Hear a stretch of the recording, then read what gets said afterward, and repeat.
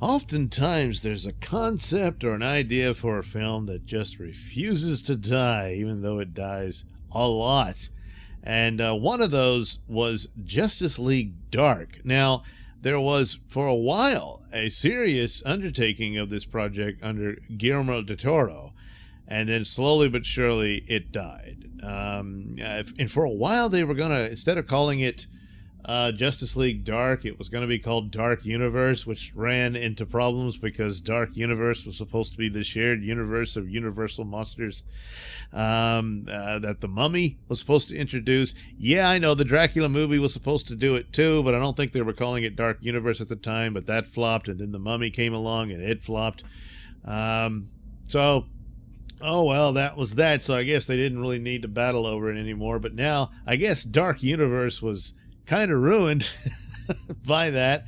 Oddly enough, yes, the Mummy, that version of the Mummy, directed by Alex Kurtzman, yes, one of J.J. Abrams' boys, who went on to do far more serious damage to Star Trek. Plus, he was responsible for the Amazing Spider-Man movies with James Garfield. Yeah, but even that was better than what he did to Star Trek. Oh, man, poor Star Trek, huh?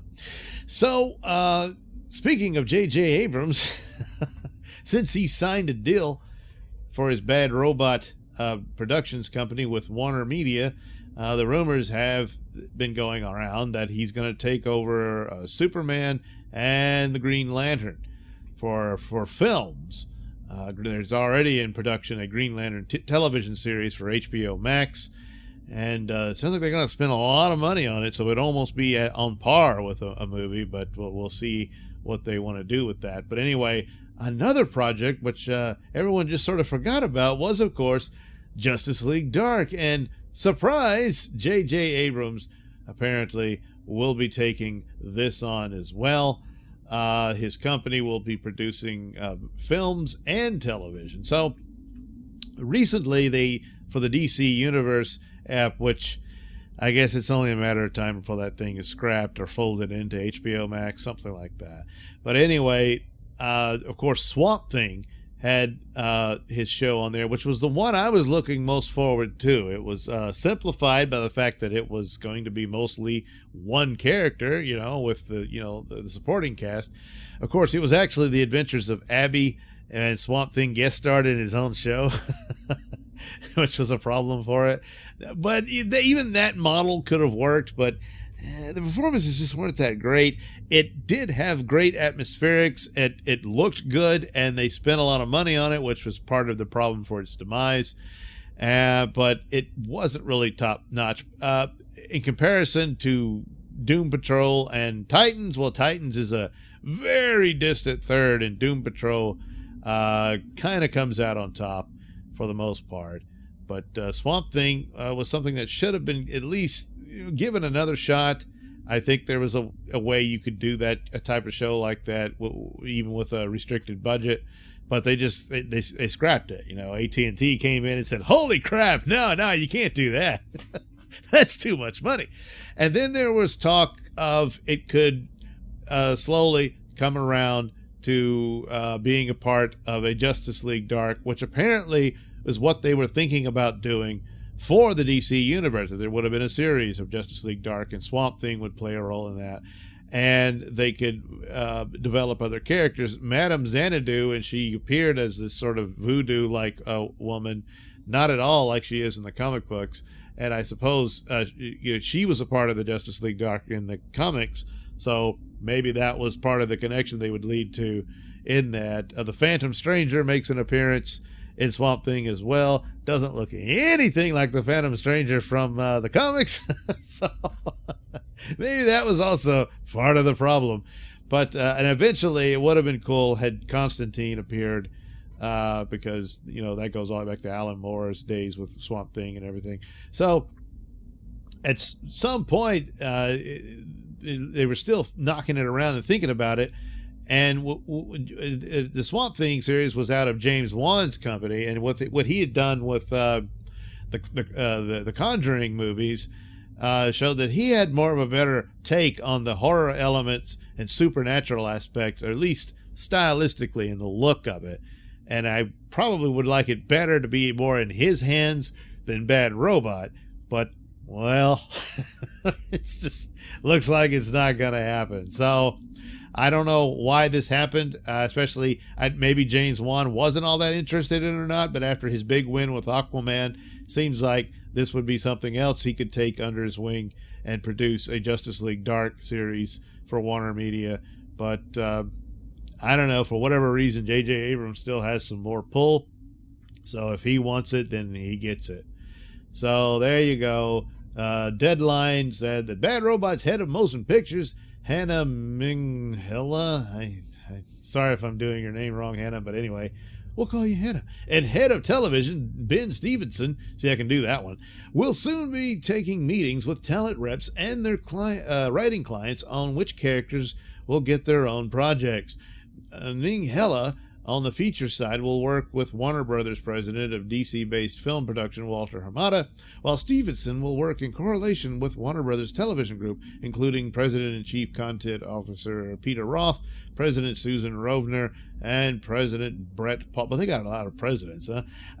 And so the television, so they're going to take these characters for both. So either there will be a television series of Justice League Dark, or the movie will be Justice League Dark, and the television series could be based on the individual characters spinning out of that. So you could have possibly, what would make a great show would be The Spectre. That would be a cool thing, of a spirit of revenge and stuff like that.